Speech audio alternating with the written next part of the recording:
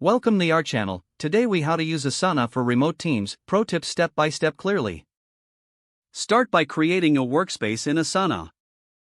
Navigate to the top left corner and click on the workspace button.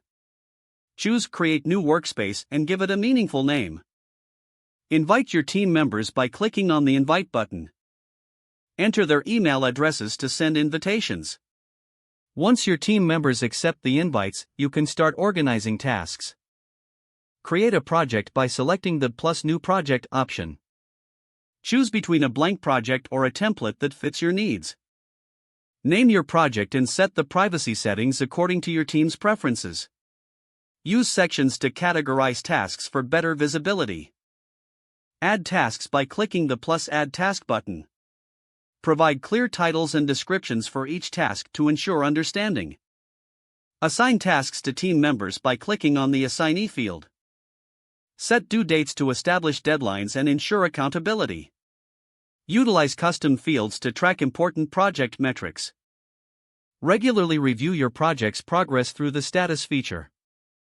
Encourage team members to update their task statuses frequently. Use comments within tasks for discussion and clarification. Attach relevant files directly to tasks for easy access. Schedule regular check-ins to discuss project status and any blockers. Foster an open communication culture where feedback is encouraged. Leverage timelines and calendars for better planning and scheduling. Use Asana's reporting tools to analyze team performance and project efficiency. Tailor notifications to keep everyone informed without overwhelming them.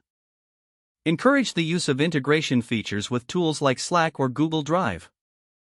Create a knowledge base using Asana's template features for future reference. Continuously seek feedback from your team to improve workflows. Adapt and modify your processes based on team needs as projects evolve. Don't forget to like this video and subscribe to our channel for more step-by-step tech guides.